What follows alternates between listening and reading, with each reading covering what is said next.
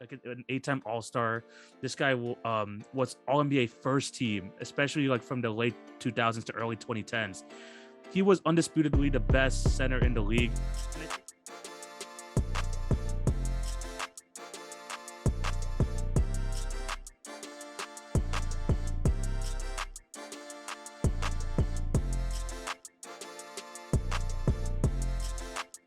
Hello and welcome to the Friday, October 8th edition of the TV on Basketball Podcast with your host, TV. Hope you're having a fantastic day and thank you for clicking on to watch or listen to today's episode. I have a special episode for you guys today. It's going to be a good one. I haven't been on the pod in almost a month, but I'm back. I'm rejuvenated and ready to talk some basketball, which is just around the corner.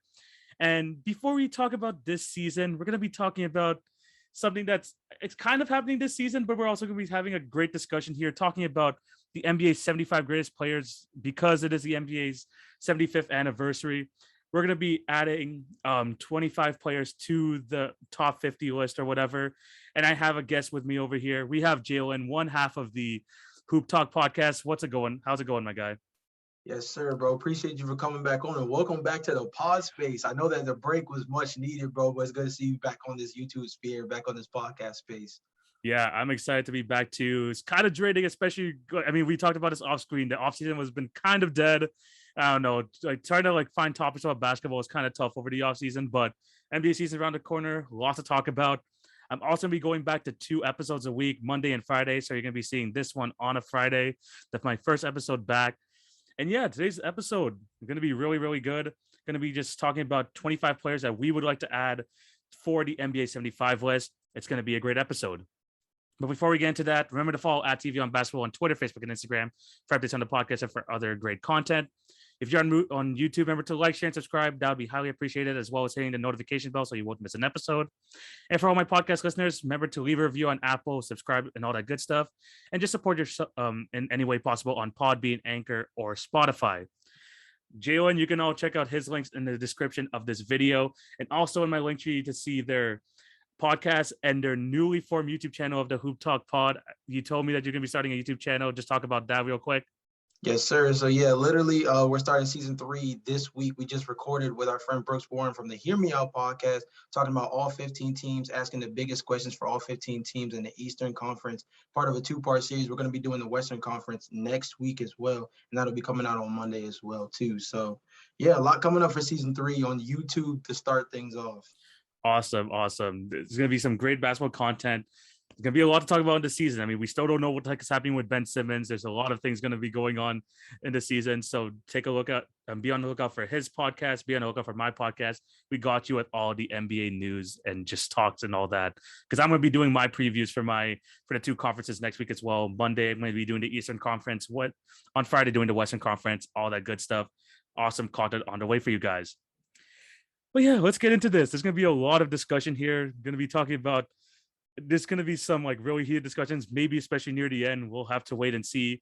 But basically, how this is going to go, we have 25 guys here on the list who we believe belong on the NBA 75 list. Obviously, we're not going to talk about the people who are already on the top 50 list. So we're going to be just talking about guys where we should be adding onto that. We're going to be going through some current players, some retired players. And then near the end, there's going to be some guys that we're kind of on the fence on. We're going to have some disagreements, but it's definitely going to be some good fun. Excuse me. Are you ready to get into this, Jalon? Yes, sir. It's about to get really crazy really quick. It's going to get crazy really quickly. Where do you want to start? You want to start retired or you want to start current? Where do you want to go? Man, let's get the currents out the way. I think that's good. That's an interesting starting point. All right. Okay. So this is how it's going to go. I'm going to tell my list. Jalon's going to say if he agrees or not. I mean, obviously for the top guys, it's going to be a lot of similarities, but once we get down, there's probably going to be some discussion after that.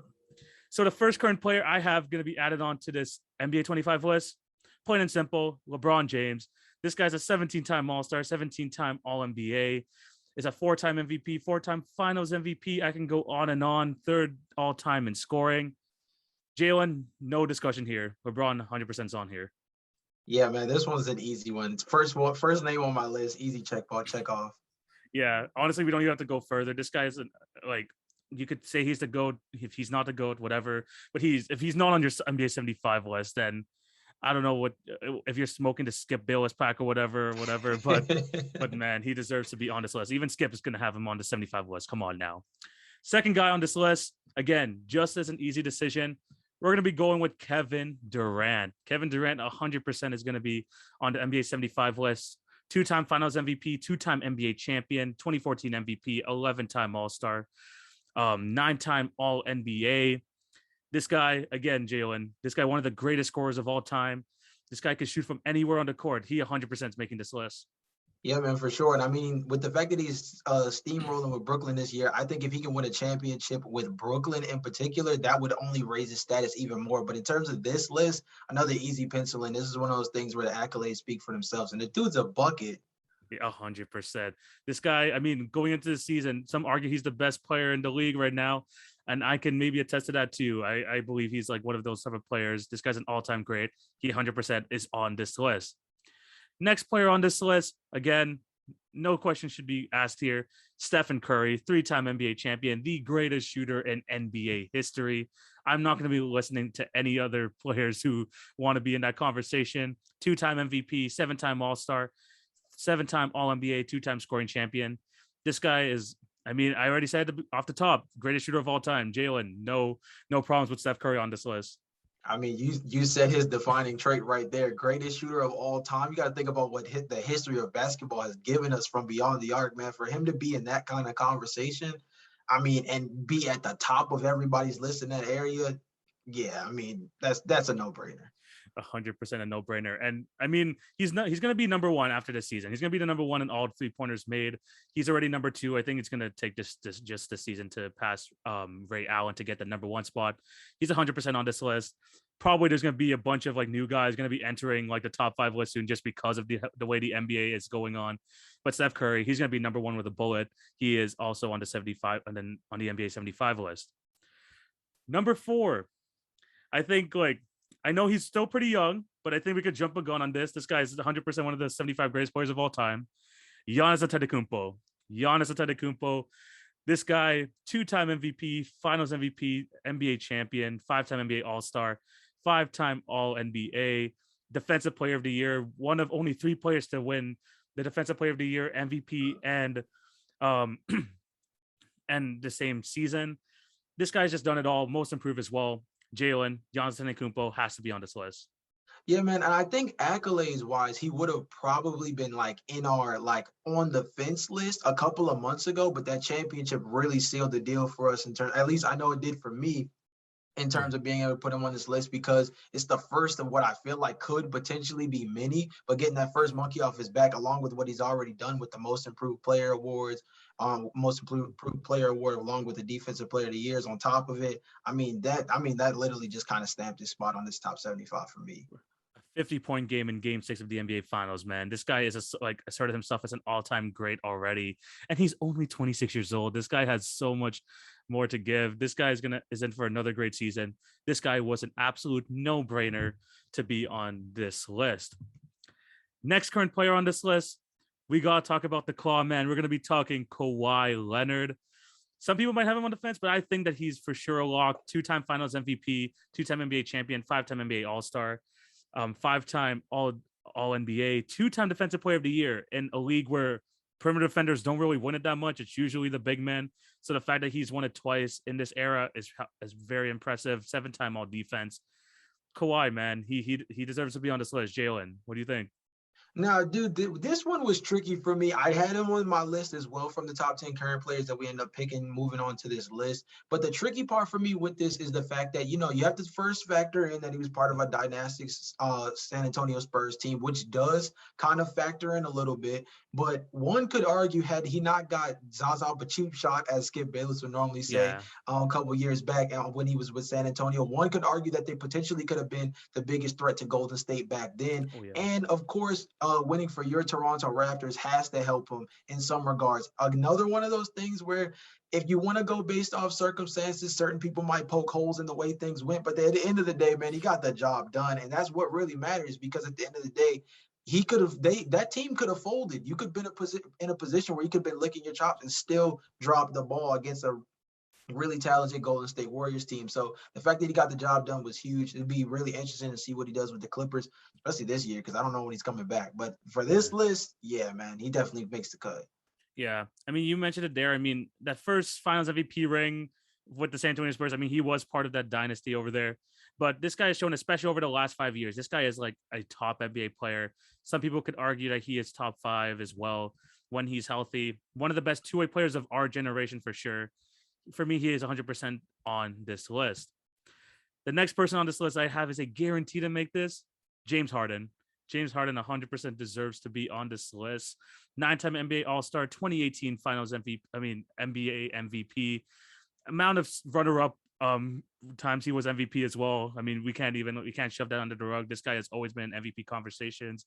7-time All NBA, 6 Man of the Year, 3-time scoring champion.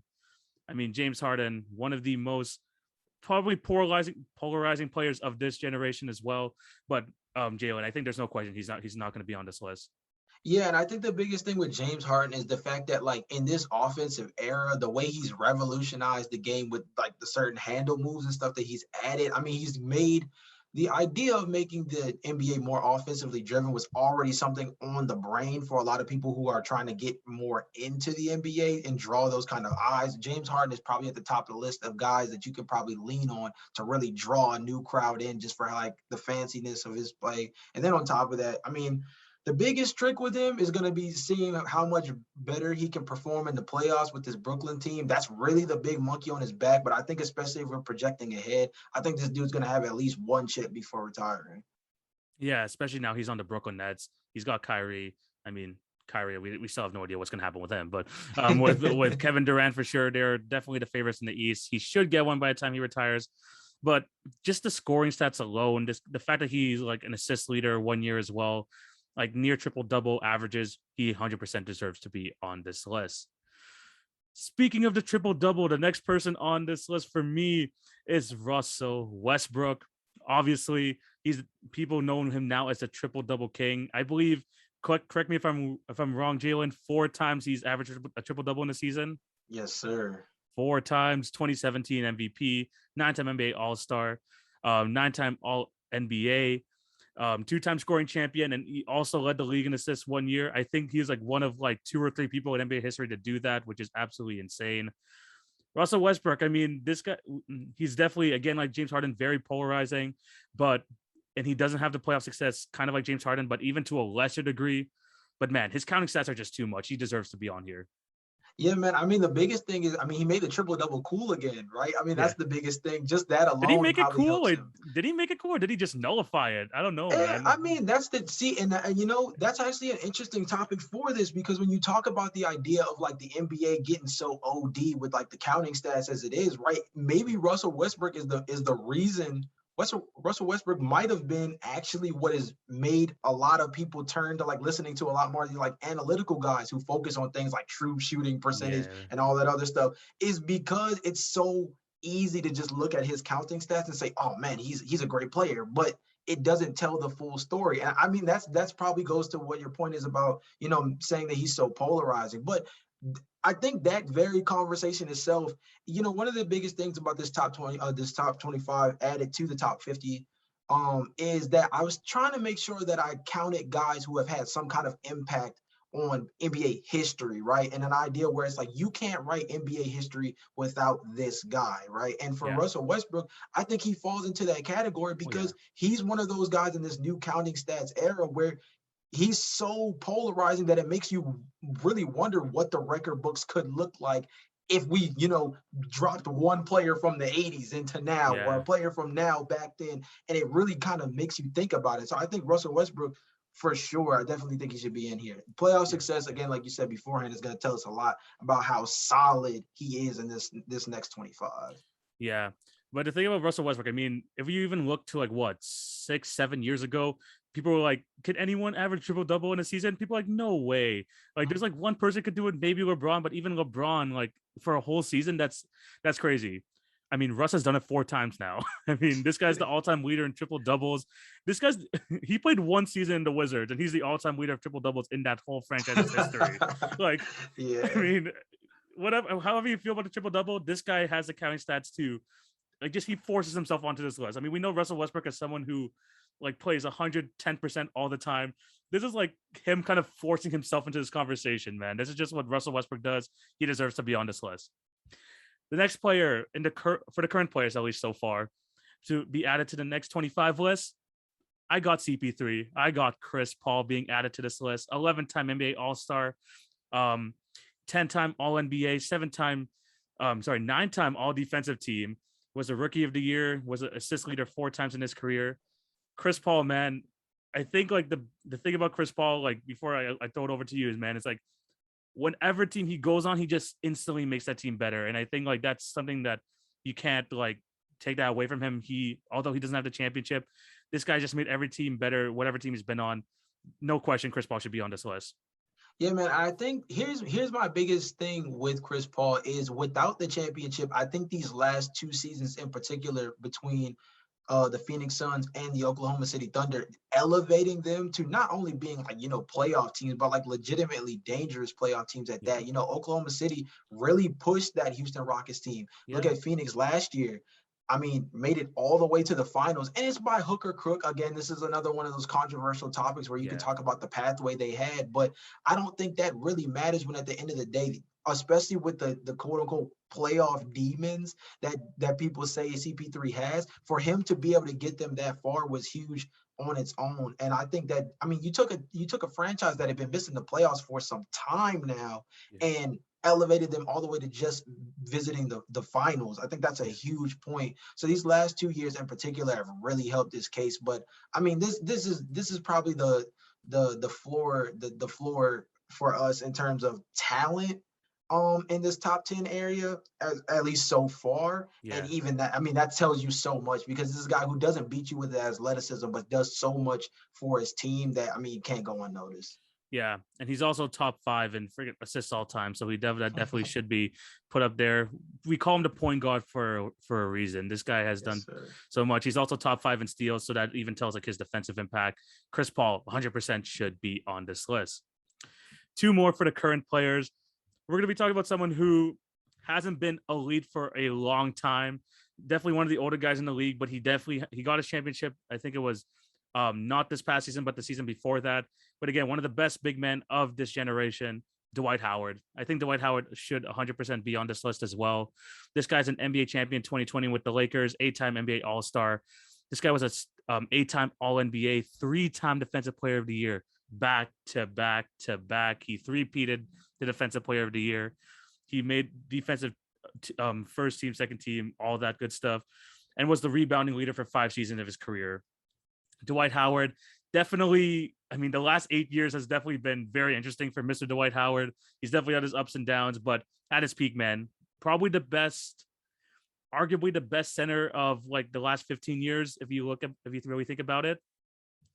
So, TV, I got to ask you a question about this, because I actually had Dwight Howard on the fence. Ooh, I have to be honest. And the reason why, and I'm going to actually pose this to you as a question because I want to get your thoughts on it.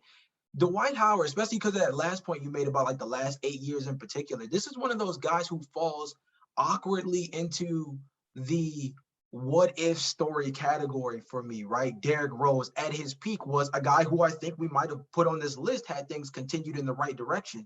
I think Grant Hill is another guy who I think that could be a guy who could round out my on the fence. I told you off pod that I was missing a spot for my on the fence 5, and Grant Hill is one of those guys. I mean Tracy McGrady is another one. I feel like oddly enough, Dwight Howard falls into this like what if story category. Do you think that his peak, like the peak Dwight Howard, is enough to outweigh what the last couple of seasons has looked like? Because his only singular championship came in a situation where he wasn't necessarily high on the totem pole in terms of his role.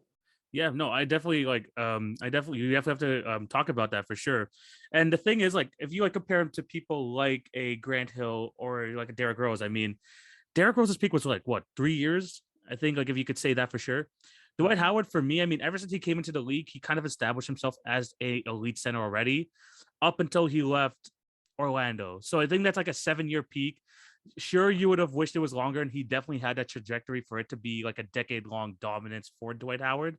But I think even those like 7 to 8 years, I mean, I already listed off the accolades. I mean, he was an 8-time All-Star. This guy was All-NBA first team, especially like from the late 2000s to early 2010s. He was undisputedly the best center in the league.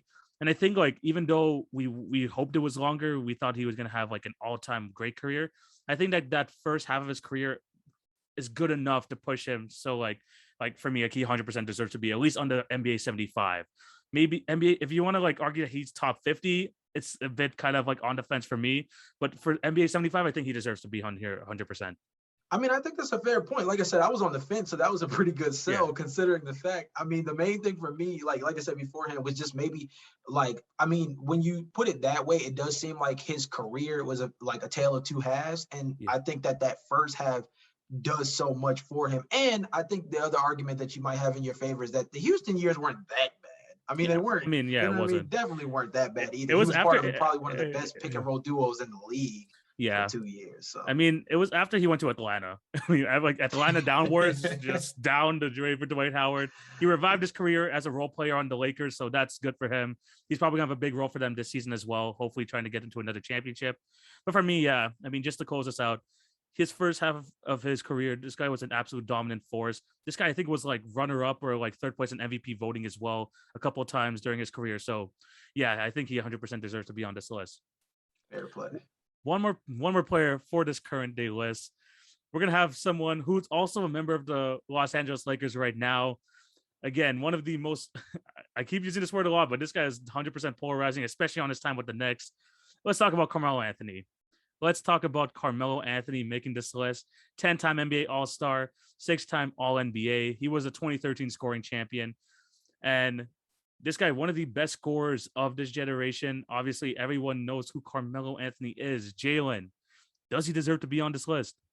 Man, bro, so it's hilarious that your last two were the first two that I wrote down for my on the fence. These are literally the first two guys. And so don't get me wrong, this one hurt me. As a DMV guy, this one hurt me a lot because this is a guy from my area that definitely put on a show, especially in Madison Square Garden. Was really solid in his early years with the Denver Nuggets.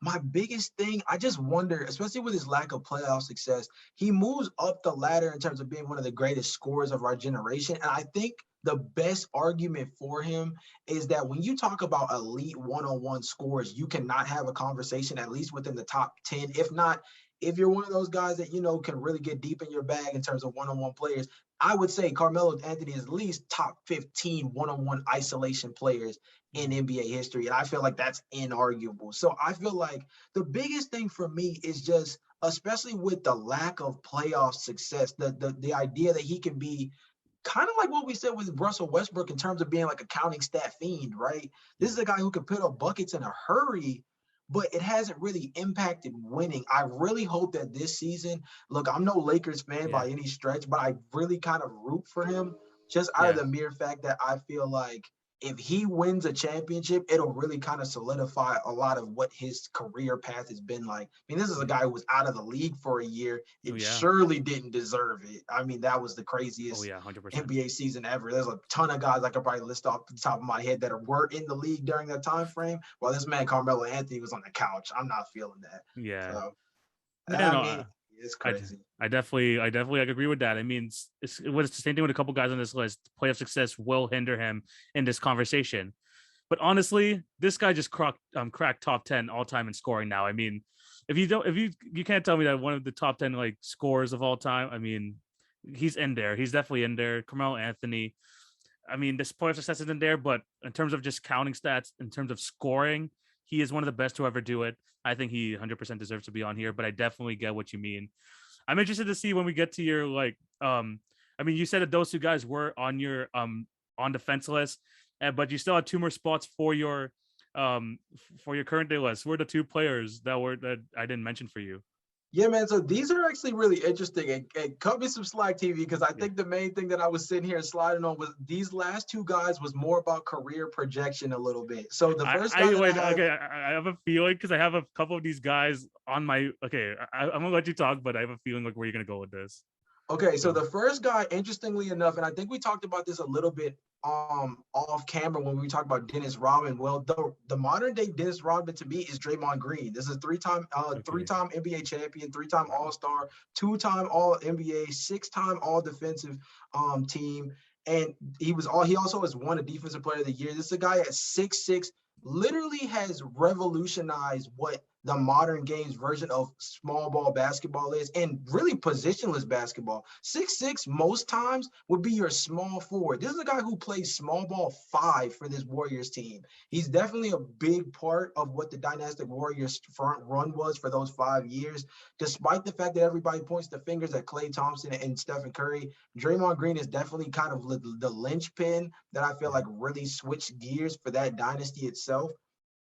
This is also the guy who played the free agency game and brought the homie Kevin Durant to the Golden State Warriors. So, hey, he put his GM hat on and did a little bit of work too, so you can't be too mad at it. I think the biggest thing that's tricky about Draymond Green, and don't get me wrong, this is a guy who fell, especially for current guys, this is a guy who fell between my 10 guys on the list and my on the fence. This is a guy who I feel like easily for the 4 guys that we're going to talk about, being Dwight Howard, Carmelo Anthony, Draymond Green, the next guy that I have, it kind of could have went either way. I feel like it could have been easily interchangeable. How do you feel about Draymond Green? I know it's a little bit of a weird pick, but I feel like he has a lot to do with what that dynastic Warriors team was. Yeah, I mean, the thing is, like I told you before my list, I had my on defense picks, so like the people who just make it in, and then my maybes, which is a bunch of players that I just want to list off that could make an argument to be on this list.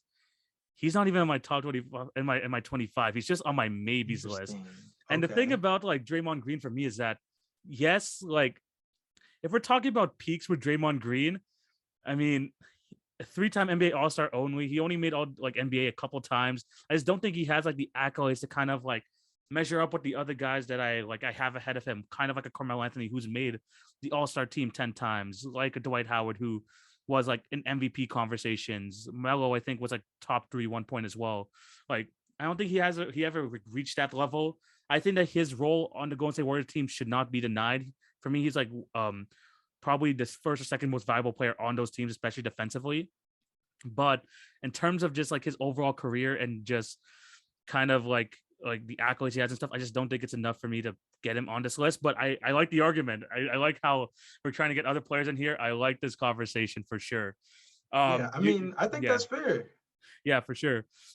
You had Draymond Green here. Who was your other guy that you had here? Yeah, man. So this is the other one, and hopefully this one kind of plays a little bit more up to what you were saying. But again, even with projection, I feel like he already has a pretty decent start, and that's Anthony Davis. I feel like Anthony Davis was another guy who could fall within that in-between game for me. But I feel like when you talk about projecting moving forward, 8-time All-Star, coming off the 2020 championship, made that All-Rookie team his first year in the league, 4-time All-Defensive player. Won an All-Star MVP in 2016, 2017, 4-time All-NBA player. This is a guy who's definitely, he is a big branch of what the new version of the modern day center is. This is like the most gratifying version of what the modern day center is, alongside guys like Joel Embiid, Karl Anthony Towns, Nicole Yokitch. I think this is a guy on both sides of the floor. I think he maximizes exactly what the modern day big, if you could get your perfect version of a 5-man in today's NBA, it would probably be Anthony Davis. Again, I will argue that there's a little bit more to be proven moving forward for him to really solidify his space on the list. But I mean, this guy's been in the league for 9 years and has 8 All-Star appearances. This is a guy who hit the ground running from rip. And I think he's a guy that, with the championship already in hand, with so much more of his career to look forward to, I feel like that gives him a really good head start. And hey, we do have to remember, Shaquille O'Neal made this top 50 list very early in his career. So I kind of went with the he was like 24 years old, right? He was like 24 or something when he made the list. So I had it on my on defense. I think he makes it, but he was on my on defense. My only thing is like, for me, it was really between him and Dwight Howard for who makes it as a kind of like a lock for me. And Dwight like took his team to the NBA Finals as the number 1 guy. His like impact defensively, he was able to, like, even though he's kind of had injury issues like as of late, was like pretty much an Iron Man for a good chunk of his career, especially in the early days. I think Anthony Davis, like, not really having the counting stats in the regular season because of his injuries and stuff may hurt him, but he already has a pretty decorated career for someone who's been in the league for basically just a decade now. So I think he still makes it in. For me, he's on the fence, but I definitely like respect the fact that you have him in this 10 for sure. But yeah, those are the current guys we're going to be discussing. I think it's time to go on to the recently retired, basically the people who have retired, but obviously weren't in the league or like just didn't have a good enough accolades to make it to the NBA 50 list. Again, I'm going to go through my list. We're going to have a lot of similarities here. Let's get right into it. The first player I have on this list, the best power of all time, no discussion needed, Mr. Tim Duncan. Also just made it to the Hall of Fame for 2020, got inducted in this year. 5-time NBA champion, 3-time Finals MVP, 2-time MVP, 15-time All-Star, 15-time All-NBA team, 15-time All-Defensive team. I can go on and on with the big fundamental. Honestly, I have him as some people won't agree with me. I have him as a top 5 player of all time. That's each to their own. But man, Tim Duncan, there's no way you can't have him not on this list. Yeah, man. I mean, Lord, TV, you're going to run out of breath if you read all his accolades, bro. It's going to get hectic quick. I mean, this is a guy who could argue was the best power forward of all time. Some would argue that he played the center position, which makes things even more interesting in terms of his hierarchy. I mean, definitely a big catalyst to what was a extensive dynastic run between by the San Antonio Spurs. And I mean, you see what things look like once he, hangs up the shoes, I mean, no offense to San Antonio, but they just haven't been the same kind of team since he stepped away. Now, of course, there's a much larger core of that group that is also since retired or moved on. But I mean, like you said beforehand, you can't argue with the big fundamental. And shout out to him for recently making the most recent Hall of Fame inductee class as well. So. Yeah, 100%. I mean, just looking at his accolades, man, the fact that he goes 15, 15, and 15 on defense, All-NBA, and All-Stars, that is absolutely insane. This guy made All-NBA third team at the age of 39 or 38 or whatever. Like, goodness gracious. This guy was just longevity. He 100% is on this list. The next player that we have is an absolute lock. No question here. To the late, great Black Mamba, Kobe Bryant, 100% deserves to be on this list.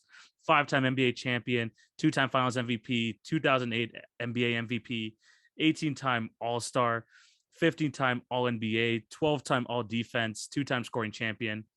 I mean, it's Kobe being Bryant. Need I say more? He 100% deserves to be on this list. Yeah, man. I mean, the simple thing for this is if anybody from our generation is putting this type of list together, this is your version of Michael Jordan for most of us. You know what I mean? I mean, if you're not somebody who's a historian of the game the way, me and TV are, then you're a guy who, from your perspective within your time frame, views this maybe as the best player of the decade, if not longer. So, I mean, hands down, one of those guys that had to be on this list, without a question. Yeah, of course. RIP to the Mamba. It would have been awesome to see him up on that stage along with the other all-time NBA greats. Obviously, we would have wished he heard his speech, but sadly, circumstances happened where we couldn't see that happening. But luckily, he 100% deserves to make this. It's gonna be awesome. Like when they do like another little tribute there at the All-Star game for him as well. So Kobe Bryant 100% deserves to make this list. The third guy I have on my retired list to make it to the NBA 25, the big ticket. Mr. Kevin Garnett, 100% deserves to make it in here. 1-time NBA champion 2008, was a 2004 NBA MVP, 15-time All-Star, made All-NBA 9 times, was a Defensive Player of the Year in 2008, 12-time All-Defense. The big ticket, one of the best big men of the 2000s for sure. Very dominant, especially with his time with the Timberwolves. Jalon, he no question here, right? Yeah, man. I mean, this is within a franchise like the Boston Celtics, to be able to cement your name as one of the better players for that franchise with how storied they are since the beginning of NBA basketball. I mean, this was another one of those that was easy. And I mean, that's discounting the fact that he was a killer in Minnesota. So I think that just goes to tell you just how impactful he is. And again, another one of those players, I talked about my criteria saying, can't tell the story about the NBA without this player. Kevin Garnett is definitely one of those guys that falls into this category. Yeah. I mean, you talked about how the Spurs looked like after Tim Duncan left. Look at the Timberwolves. They haven't made they made the playoffs once ever since he left the team, man. If you're talking about impact, the fact that they only made the playoffs once in 2004. Goodness gracious. One of the best power forwards of all time. Kevin Garnett 100% deserves to be on this list. Another power forward that 100% deserves to be on this list. We have the big German. We got Dirk Nowitzki making it on here. NBA champion 2011, 2011 Finals MVP, 2007 MVP, 14-time All-Star, is a 12-time All-NBA player, and man, one of the best international players of all time. He revolutionized the shooting big man. I mean, Dirk Nowitzki 100% makes it on this list.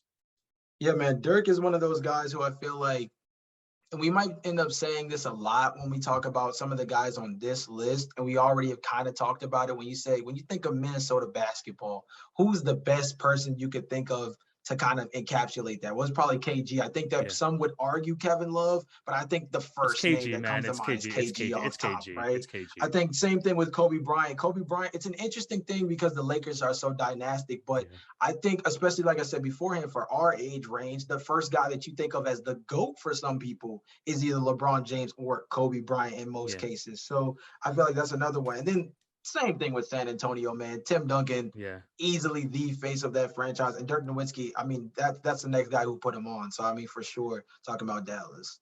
Yeah, I mean, Dirk, this guy, like, literally that one finals run in 2011 was probably one of the greatest finals runs that I've ever seen. The fact that he went through, like, all those, like, sick teams along the way and took down the Miami Heatles, that was absolutely insane. It was great to see that happen for, honestly, someone who is one of the most deserving guys to win that championship for sure. This Dirk 100% deserves to be on here. Speaking of the face of a franchise, I'm going to be moving on to this next guy, one of the greatest shooting guards of all time. Let's talk about Flash Dwayne Wade.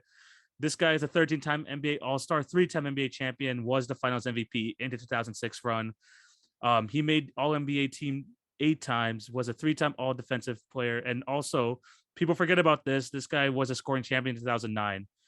Dwayne Wade, man, one of those just fun guys to watch as you were growing up. He 100% deserves to make this list. Yeah, and I think a lot of people get it twisted that it seems like everybody views Dwayne Wade's peak as winning championships with LeBron James as if he didn't already get the job done way before then, right? He was a menace playing on that Shaquille O'Neal team. And I say Shaquille O'Neal team, but even he has admitted that he got carried by young boy Dwayne Wade in that finals as well. So that just goes to tell you, with a guy of that caliber, again, Shaquille O'Neal was a guy who cracked this top 50 list before he even reached the age of 25. If that caliber of a player views at that time in his career as being carried by a young Dwayne Wade to a championship, that goes to let you know. And I mean, that was an enforcer squad. Had Alonzo Mourning on that squad as well. So, I mean, look, Dwayne Wade, I mean, when we talk about shooting guards, it can get really tricky really fast, but I don't think you get past 5 names before you get Dwayne Wade's name out of your mouth when we talk about the shooting guard position. 100%. And speaking of the 2006 finals run, I mean, just the entire playoff and just that playoff averages for Dwayne Wade, 28 points a game in his third season. This guy was absolutely insane. People who think that his best years were with LeBron, no. This guy was an absolute killer. I mean, there's a reason why it's called Wade County over there in Miami. Dwayne Wade 100% makes this list. Next person we're going to be discussing, again, we're talking about players who I think define a franchise. And I think this guy as well, especially for people like us who've seen this guy growing up. He's the face of the 76ers. Let's talk about Allen Iverson. Allen Iverson, 100 for me, makes this list 100%. The 2001 MVP, 11-time All-Star, was a 7-time All-NBA player, was Rookie of the Year. This guy was a 4-time scoring champion. This guy was, like, for someone who was 6 foot, basically 6 foot tall, and just producing these type of numbers, there's no way he doesn't make the 75 list.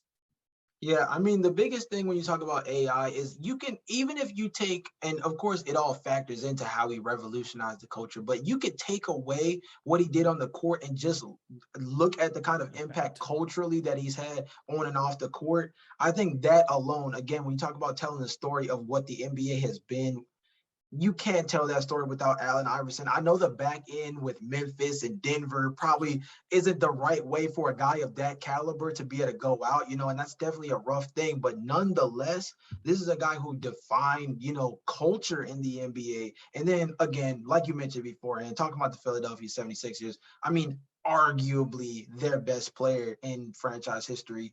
And I feel like that might even be underselling it in terms of just the kind of impact that he had within the entire NBA. So yeah, for sure on this list. Yeah, the cultural impact he made in the early 2000s, you can't deny that from Allen Iverson. Jalon talked about earlier, trying to tell the story of basketball. He 100% deserves to be on like that timeline for sure, and he is a part of that story. Now this next person, I don't like this next player I'm going to be putting on here. And when I was trying to make this list, I was thinking of ways to take him out instead of like leaving him in. But looking at his accolades, looking at all that stuff, it was one of the things like, fine, you go in there. I'm talking about Paul Pierce.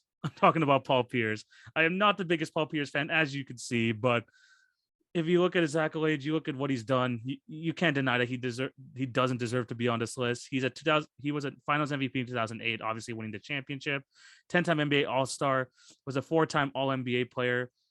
And honestly, if you think of 2000s Boston Celtics, this guy is the face of the 2000s Boston Celtics. I don't like him, Jalon.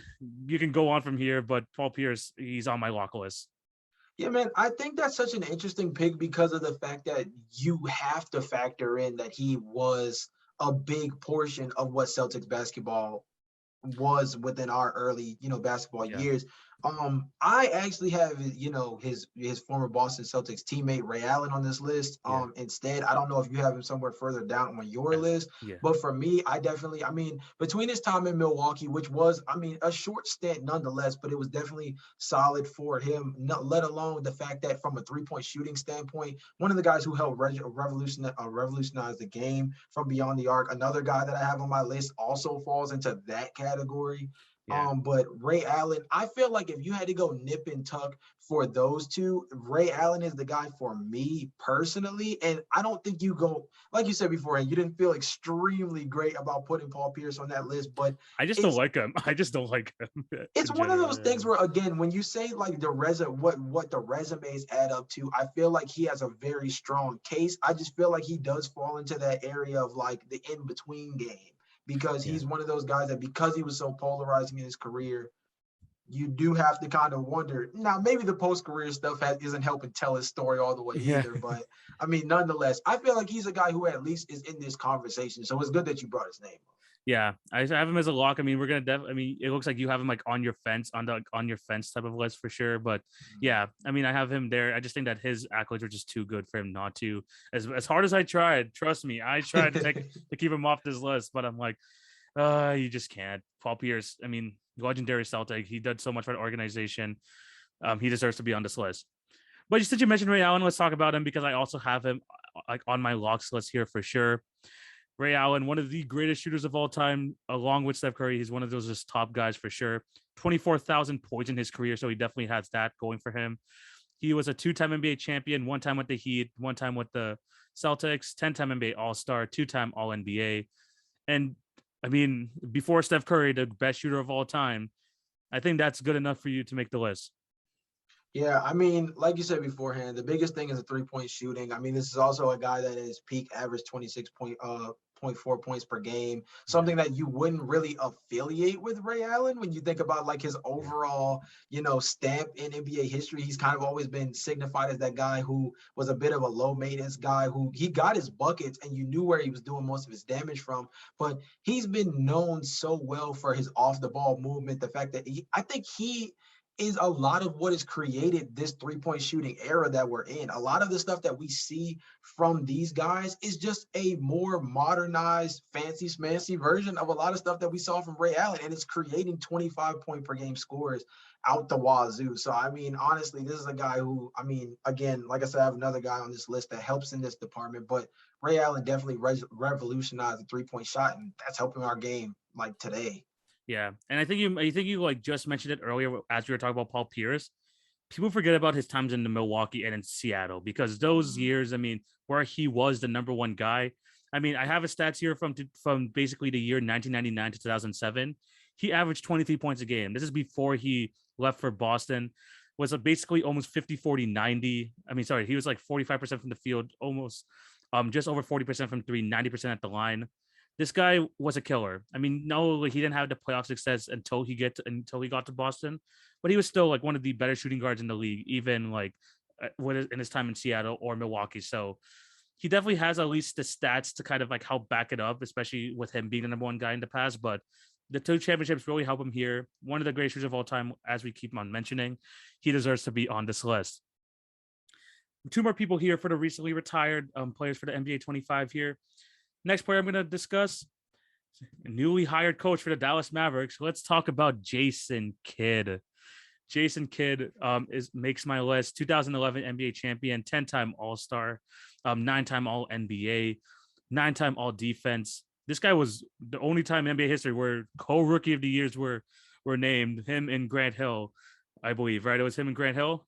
Mm-hmm. Yeah, it was him and Grant Hill winning co-rookie of the years in 1995. Was a 5-time all-assist leader, and I believe he's second all-time in assists as well. I mean, one of the best in terms of just the ability to be a point guard, Jason Kidd is kind of like that definition. No, he did not score a lot, but this guy just did everything in terms of setting people up. Yeah, I'm right. Second all-time in assists and also second all-time in steals. This guy was just a prototypical point guard. Jalen, he should make this list 100%. Yeah, man. I think this is one of those where for some reason, I think he didn't make my retired list just because of the caliber of guys that I have on this list. This is one of those when we were off camera talking about guys where it just seemed like the list was getting really long. This is a guy who I think fell out just via circumstance of the fact that I already had so many guys in. And the question was, how do you bump him off? Now, the guy that I'll compare him to in terms of like, maybe I can make a trade here, is the guy I've been kind of hinting at this entire time, is Reggie Miller. Reggie Miller is another one of those guys who, for me, I think when you talk about Indiana basketball, that's the guy for me. I feel like he falls under a weird umbrella because of the fact that he, didn't win a championship, but 5-time All-Star, 3-time All-NBA. I know that doesn't tell the entire story, but he falls into that category again with Ray Allen, Steph Curry, in terms of revolutionizing the three-point shot. And this was a dude, I mean, well known as the Knicks killer, was a guy who definitely got on the New York Knicks nerves by a long shot. I feel like, my question to you is more so like, what's the argument against Reggie Miller in favor of Jason Kidd? Is it just simply the fact that when we talk about where Jason Kidd ranks in the assist category just matters so much more than where Reggie Miller is from three? Or, what's the difference between those two that maybe gives Jason a nod? Actually, this is a great thing you mentioned this, because I the way I like to compare Jason Kidd here is kind of how Chris Paul is in this modern era. You have Jason Kidd on the Dallas Mavericks. He was drafted with the Phoenix Suns or Dallas Mavericks. I think it was Dallas, right? It was Dallas. Oh, it was Dallas, right? Yeah. It was Dallas. So he's drafted by Dallas, gets moved to Phoenix, but then basically after those like slow years, he couldn't get a jumper or whatever, moves to New Jersey, to one of the lowliest franchises in the NBA, goes there and takes him to 2 finals appearances. After that, he becomes a New Jersey Nets legend. He moves on, goes on to the Dallas Mavericks. I mean, like, it's basically like Chris Paul. Whatever team you put Jason Kidd on, they just will get better. He makes other people around him better. And in terms of, you want to talk about the point guard position, he is someone that kind of embodies if you want to talk about the point guard position in NBA history, he kind of embodies that perfectly. And he did so well on the defensive end. He didn't have to take all the shots. He didn't have like that scoring mindset, but he did everything as he could to be a lead point guard of a team. And I think that impact on that kind of supersedes Reggie Miller, just because Reggie Miller's on my on defense list, so he just makes it for me. Mm-hmm. But Jason Kidd, just like his impact on the point guard position here, I just think that kind of supersedes it. But I'm not mad. I have Reggie Miller as well on my just makes it list. But yeah. Yeah, I think the biggest thing with that, and I think that's a fair point, is just talking about his overall. I think the biggest thing is just again, and I told you beforehand, when I factor in the impact on NBA history, just go through the NBA docs, right? Just Yeah. go through a lot of some of the NBA documentaries you run through. If you watch a Knicks documentary, a Bulls documentary, an Yeah. Indiana Pacers Yeah. doc, if you Fair. could find one, because they know that's low in abundance. But like, it's, those type of things. I mean, because most recently we got the Malice in the Palace documentary on Netflix as Yeah. well. Yeah. So I mean, I guess that would count in this case. But there's no NBA doc, I feel like, especially if you're focusing on an Eastern Conference team within the last 20 years, where Reggie Miller's Indiana Pacers weren't somewhere in the mix. And I feel Okay. like for the fact that he was the most notable player for those teams, I feel like that's the thing that comes to mind most for me. I mean, of course, his backcourt with Mark Jackson was huge. And I think that was one of those things that I feel like, just interestingly enough, for a team that wasn't crazy talented in comparison to a handful of like their Eastern Conference counterparts, the fact that they were always in the mix and it was on the back of this guy, I feel like that just tells a lot of his story in a way that I feel like sometimes he gets lost in the fray and all of this stuff because he's third on 3-point in the 3-point shooting list as opposed to, first where he was, not too long ago. Yeah. I think like what also like, I mean, like that, yeah, I definitely agree with you on that. I mean, Reggie Miller, like, I mean, in an era where they didn't want you shooting many threes, this guy was the best by far in the league at it. I mean, he still makes my list, but he just like doesn't make kind of like my lock list. I kind of hide Jason Kidd in a bit of a higher revere, but that's definitely like each their own person, like what you value. But like yeah, no, I completely agree with that. But yeah, he just makes my just makes the list. But before we get to the just makes the list, I do have one more player on my recently retired list I do want to touch on. And it's another head coach in the NBA. We got to talk about Captain Canada. We got to talk about Steve Nash. Steve Nash for me makes my list as well. We have two-time MVP. Whether people want to, have a conversation where he deserves it or not could be for another episode. But he was a two-time MVP, 8-time All-Star, was a 7-time All-NBA, 5-time assist leader. He's fun fact, he made the 50-40-90 club 4 times in his career, which is kind of unheard of. So extremely efficient. And yeah, in terms of like, again, I talk about point guards that kind of embodied like what it meant to be an NBA point guard. Steve Nash did it. One of the best passers of all time. I think he deserves to be on this list 100%.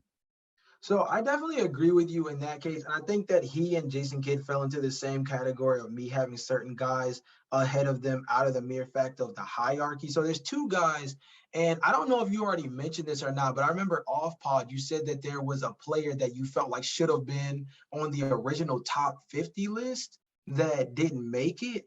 Well, no, yeah, I have one person on my just makes the list. But if you want to go into it now, like I don't mind. But if you like, so I mean the reason, so I put that to say like the 2 guys that I had in this retired list that were locks for me personally above guys like Jason Kidd and Steve Nash for me was the first one was Dominique Wilkins. That was the guy that I had in terms of a guy that I thought. Yeah, that was the guy he who should I have thought should have made been the on 50 list. He should have made the 50 list. I thought that was nuts that he didn't. And of course, I think that the main thing you think of is like, of course, that Shaq spot looks very glaring now in terms of like the fact that he made it at such an early age. He was one of the most dominant players in the NBA at that time. I just felt like maybe around that time frame that he was rewarded a smidge too early in comparison to a guy like Dominique Wilkins who had put the work in, literally named the human highlight film as like the only guy until Trae Young came around that you could associate with Atlanta Hawks basketball. I still feel like if you talk about who is the greatest player in Atlanta Hawks franchise history, I know the young kids might jump on the Trae Young bandwagon early, and I have no problem with that. But this guy, Dominique Wilkins, has the game on lock. So I feel like, that one was easy for me. That was the one that I felt like definitely fell off. Hall of Famer, a 9-time All-Star, definitely he had 1 scoring championship as well. 7-time All-NBA, was an All-Rookie as well. Then the other guy that I had, and I really want to get your thoughts on this one because I feel like this is another one of those guys who interestingly kind of falls out of the fray for people, and that's Bob McAdoo. This is a guy who I felt like, from an accolade standpoint, this is another guy who I felt like got skipped over in the original top 50, and I couldn't understand why. Hall of Famer, 5-time All-Star, 3-time scoring champ, 2-time NBA champion, 2-time All-NBA, All-Rookie team, won an MVP in 74-75, was Rookie of the Year. This is a guy who was coming off the Lakers bench at one point as a former MVP. Like, that's nuts to even think about. Like, that goes to tell you just how loaded the Magic Johnson, Kareem Abdul-Jabbar Lakers with James Worthy and them also were.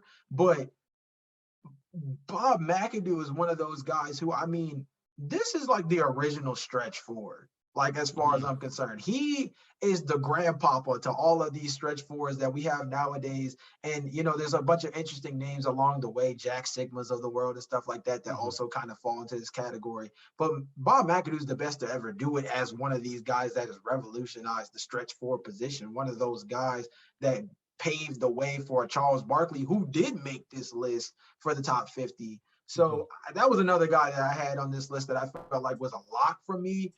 That just slightly bumped out Jason Kidd and Steve Nash, but it had more to do with the fact that I thought they should have been on the first 50 list instead of our next 25. Yeah, I mean, you talked about Bob McAdoo. He was also on my just makes a list. He also just made it for me, like him and Dominique Wilkins both. So I mean, let me go through your like recently retired list. So you had Tim Duncan, Kobe, Garnett, Nowitzki, Wade, Iverson.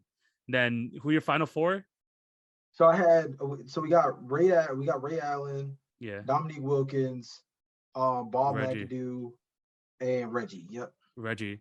And also, and you said Dominique too, right? Dominique? Yeah, Dominique. Yeah. Okay, so we have a bit like difference in our logs, but like I said, this is a good conversation about it.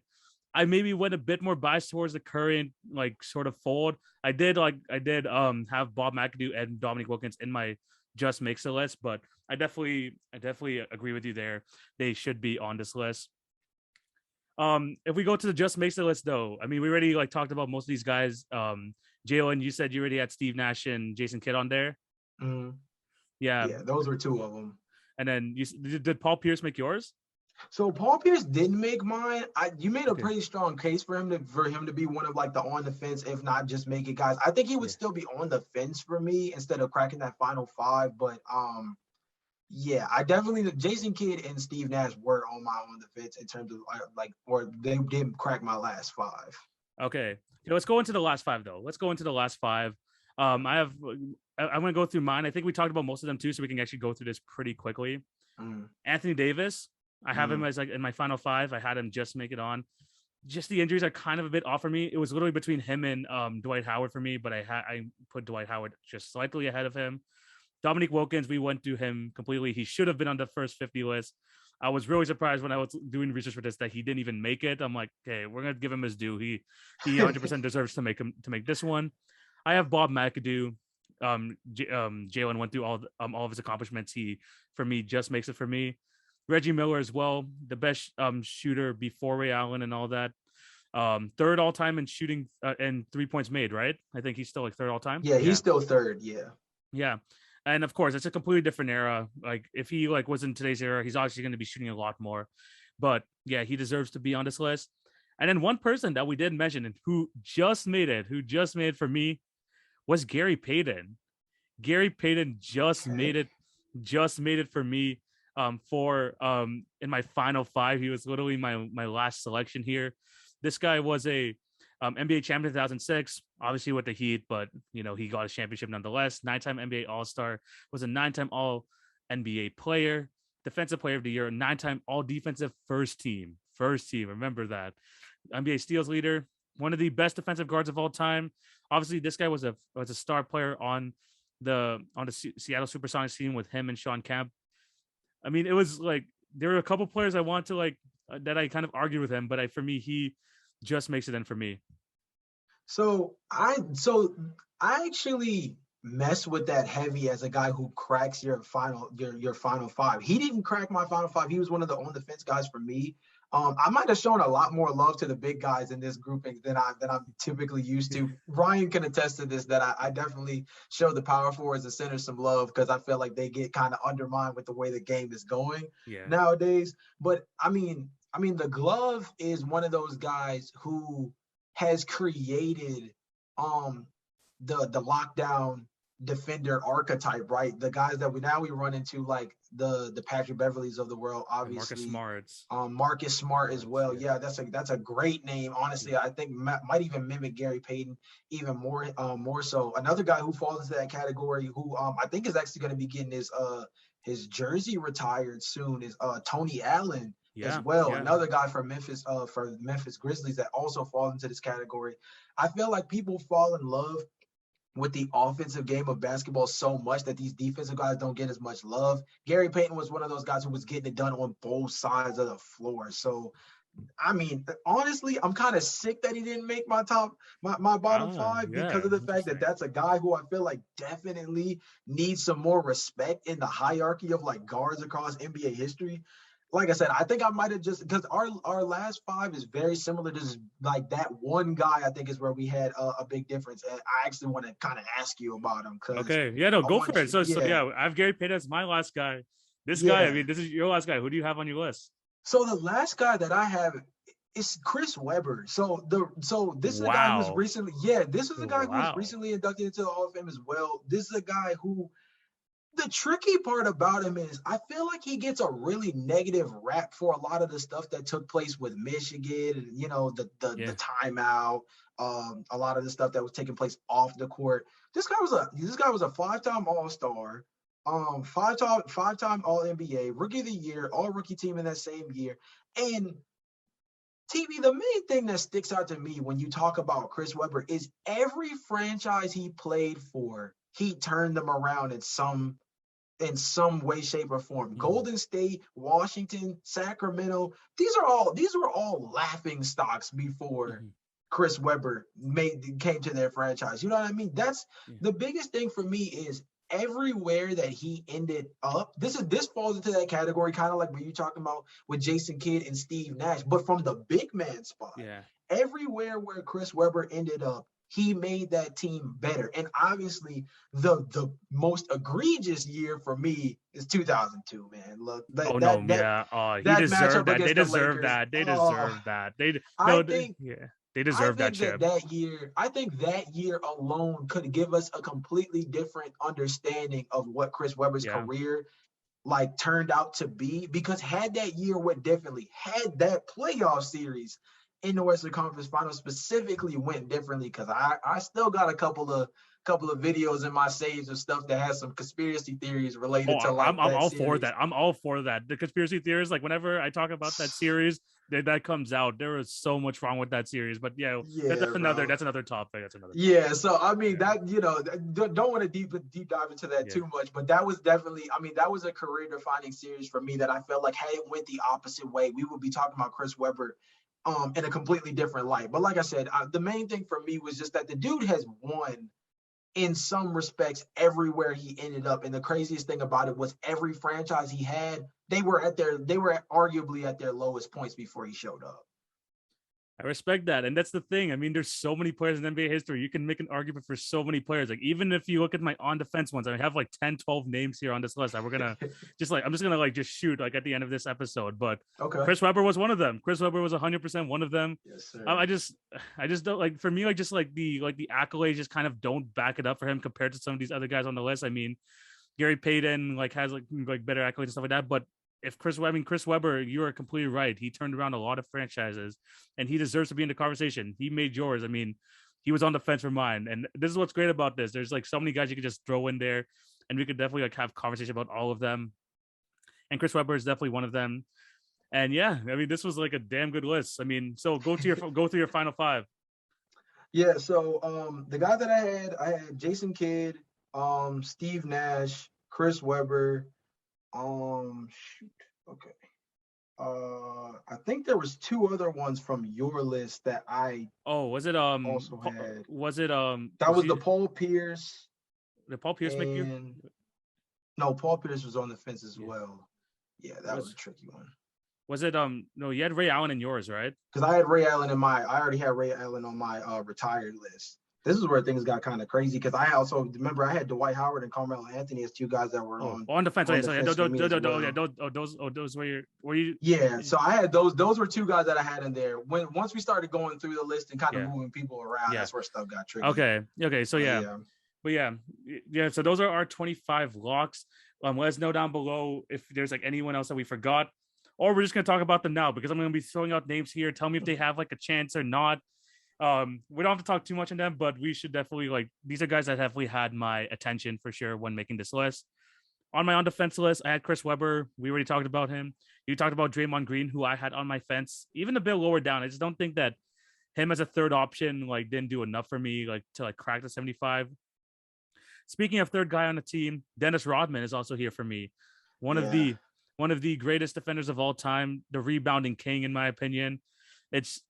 He just kind of like it's so hard to make the greatest 75 players of all time list when you're the third guy, man. It's just tough. Yeah, I mean we talked about him off pod, and that goes into like the big question that I have.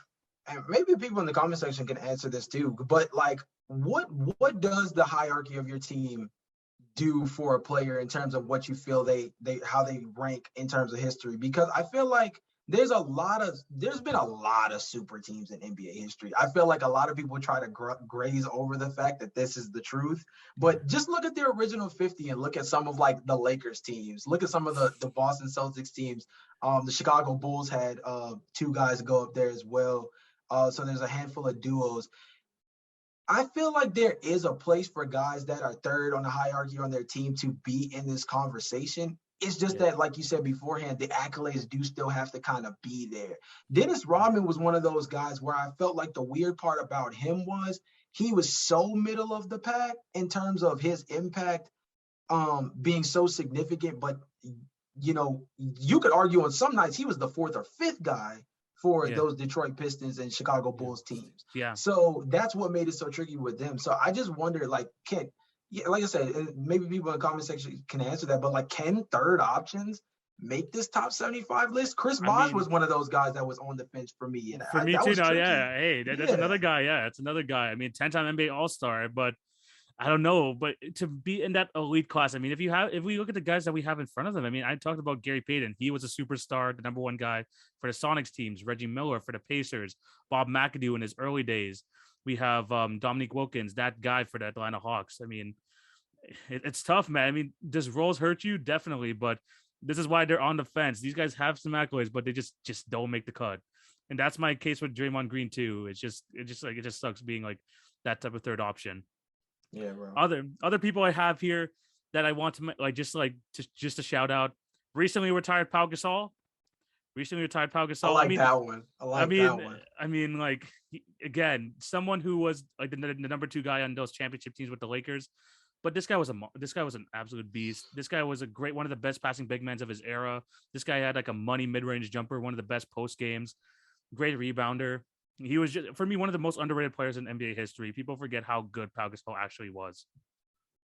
Yeah, I think that. So, I mean, that's a great way to like kind of round out the on the fence, just because of the fact that now that he's recently retired, we have to actually step back and look at his career in its totality. The last couple of years have been so kind of like so that you kind of we probably could have got a jump on finalizing Pau Gasol's career a little ways ago, but I think now that we can finally take a step back, I mean, for sure, Hall of Famer, right, TV? Oh yeah, no, 100%. Sure. Yeah. So sure. I mean, that helps his case off the rip.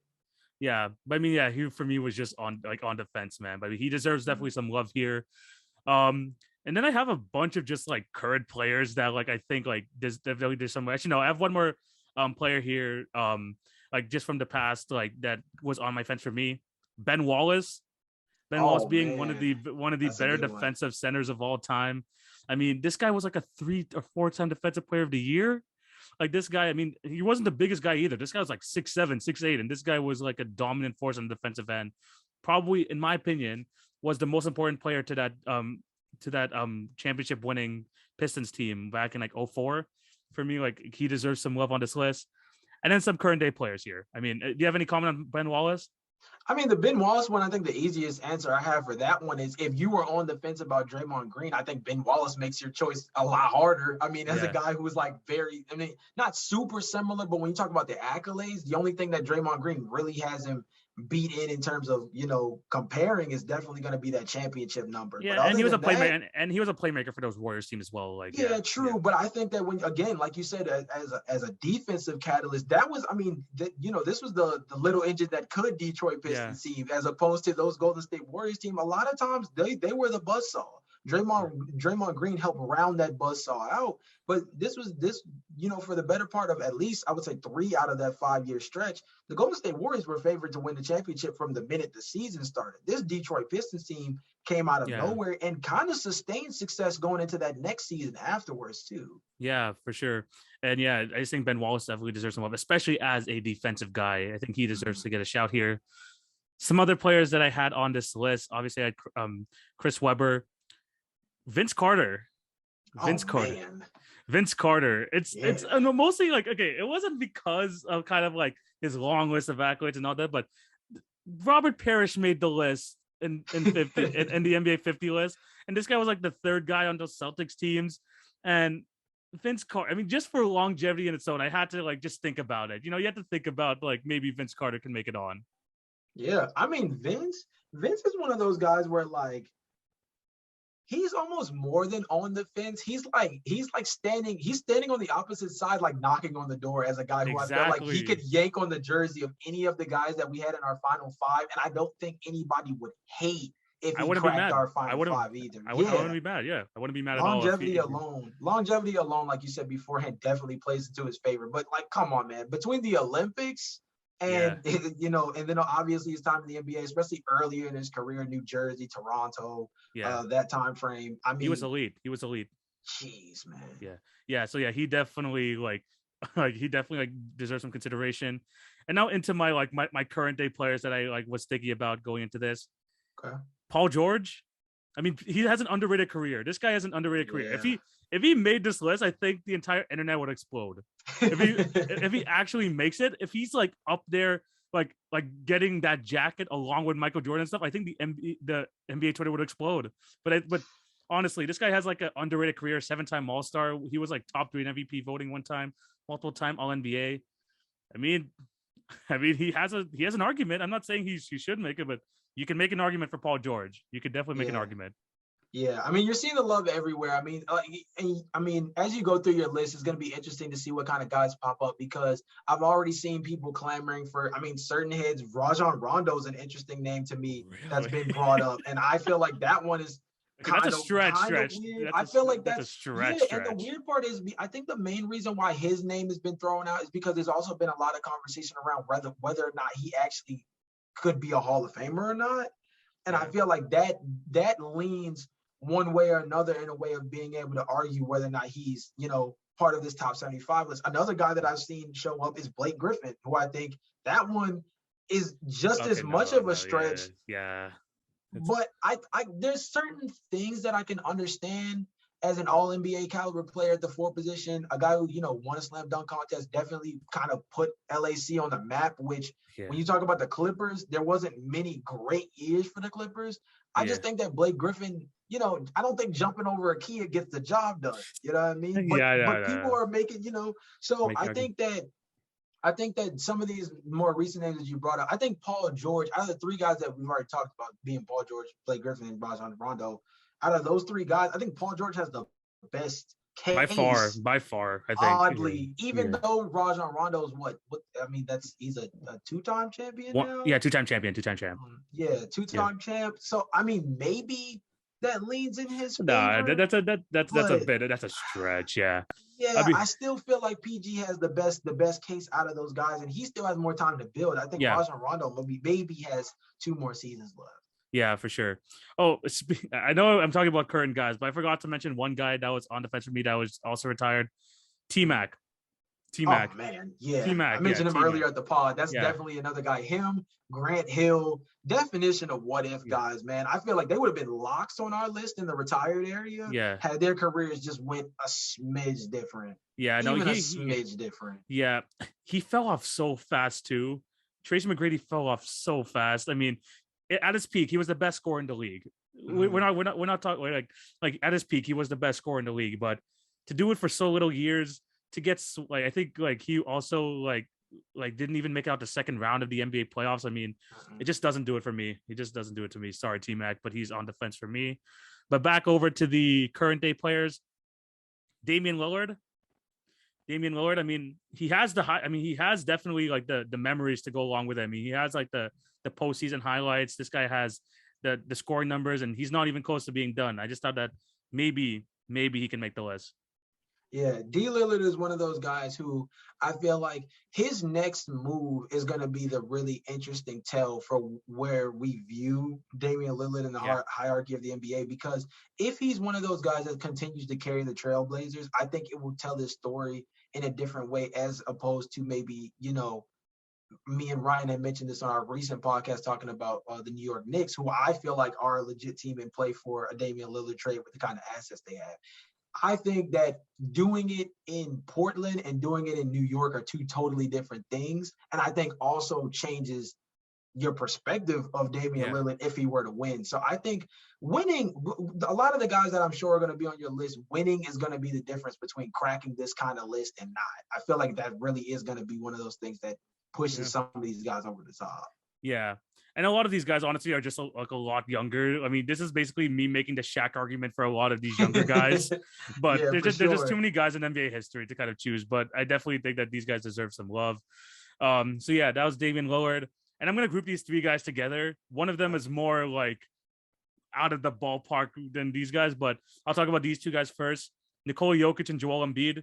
I think that these guys, I think like they have a long ways to go. I think they will like eventually be on like you can make the argument they're probably going to be top 50 players of all time at the end of their careers with their trajectory. But again, with their trajectory, I mean, the voters, whoever did the top 50 list, projected Shaq to be one of the greatest, to be one of the top 50, and they got it right. I mean, if they really want to do that, they can make the argument for Jokic or Embiid. But I think there's just too many guys in NBA history that they left out to not bring them onto this list. But I mean, Jokic has the MVP. This guy has like a long future ahead of him, and Embiid, again, one of the more dominant big men of this era. But yeah, I just think that they should deserve a shout. Yeah, I mean, those two guys, I mean, these were two guys that were on a weird fence for me because of the mere fact that Nikola Jokic is kind of like just really been on the NBA sphere for us in the last like 3 or 4 seasons. This is a guy who didn't, he didn't hit the ground running like a lot of like these guys rookie-wise did on the list that we have at least.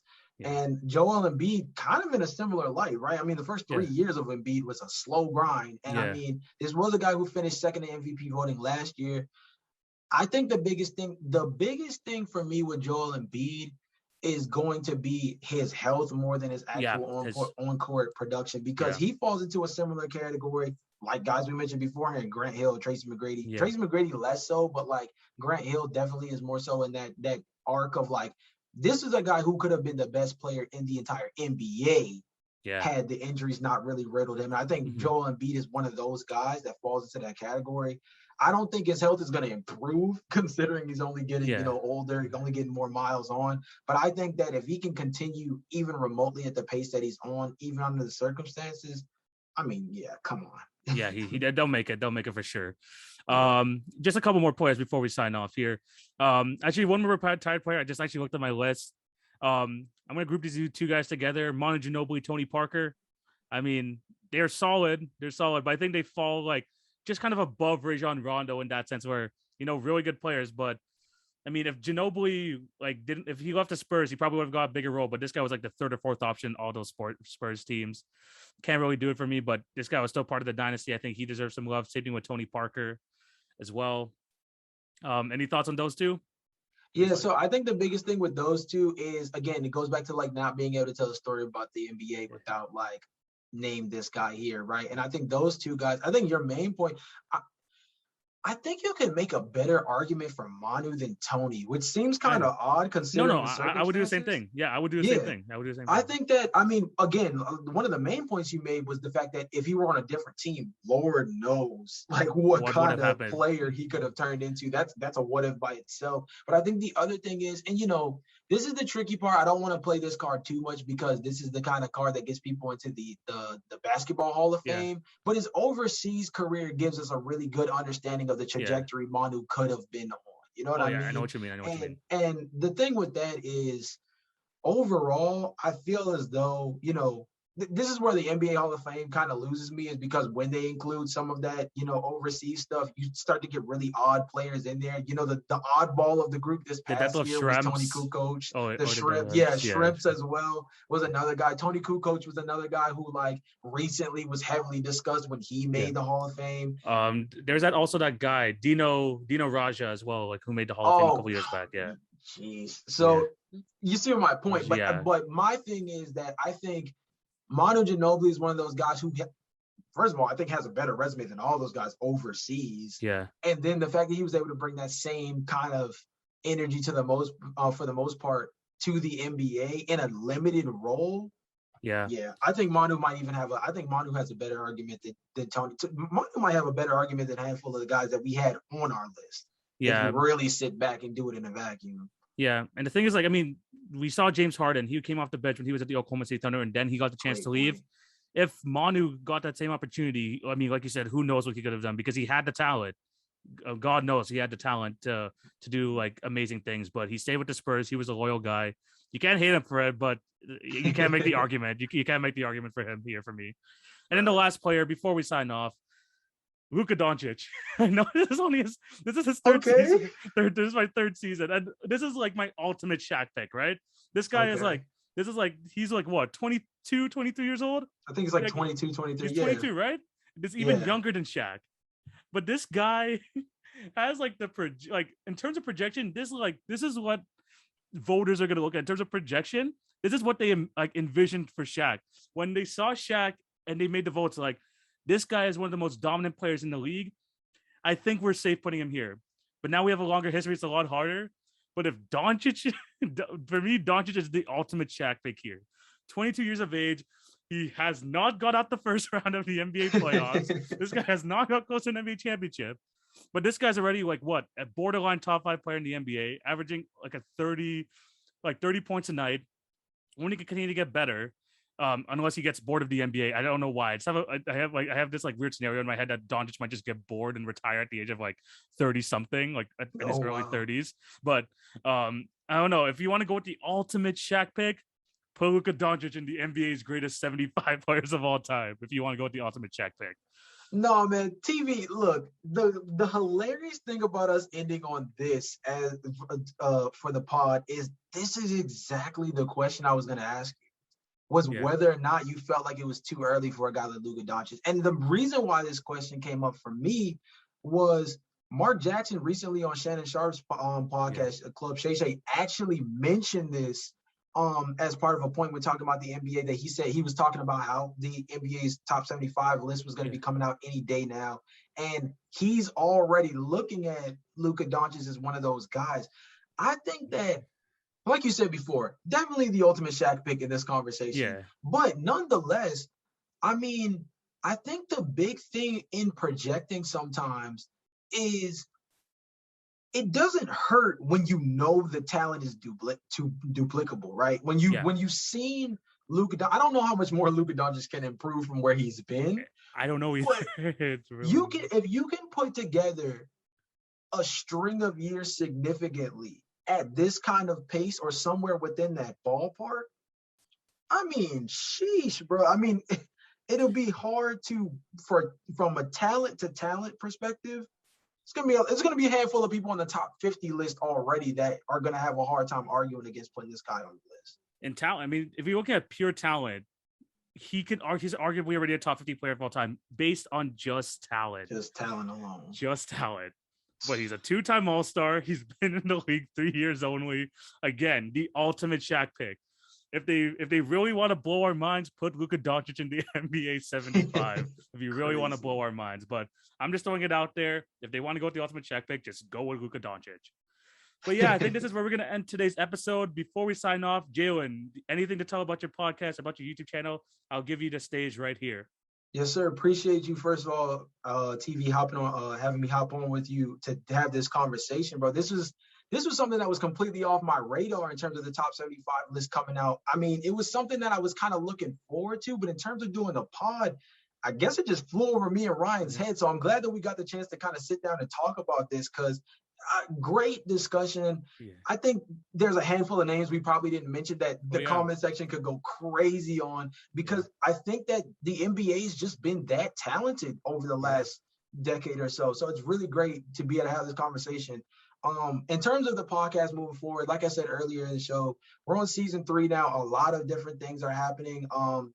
We're planning on having an NBA Fantasy Basketball League start up for this season. That's going to be great. Definitely check out ours. TV seems to be having something in the works as well. So keep your eyes up for that one. In terms of us being on YouTube, it's the HoopTalk Podcast on YouTube. Same thing. You can find us at the HoopTalk Pod on Instagram. A lot of great stuff coming for that for season 3 as well. And merch is a new thing for the HoopTalk Podcast in season 3 as well. So keep an eye on that for our Instagram as well. Yeah, all of his links are going to be down in the description. Go check out their Instagram, their podcast, their YouTube channel, which this will be the first video on, if I'm not mistaken.